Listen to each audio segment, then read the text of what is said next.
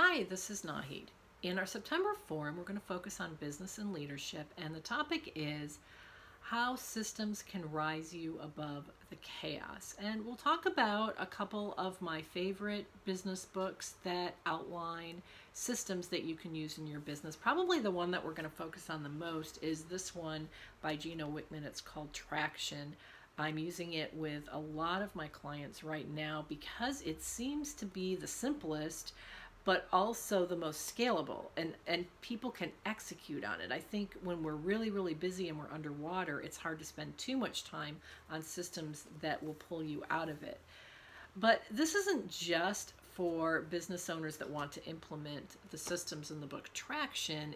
We're going to talk about this a little bit more conceptually, which is how can creating systems in your life or at work, even if you're not going to implement a specific type of system, how can systems rise you above stress so that you can see the forest and you're not so much focused on the trees all day?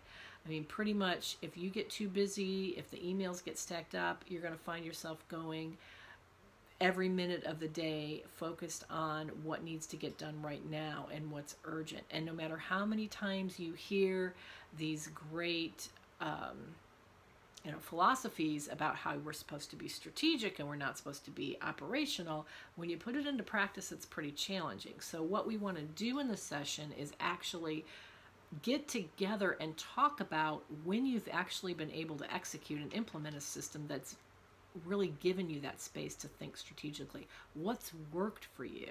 And you'll hear stories of what has actually worked for people, how much effort they've put into getting it together.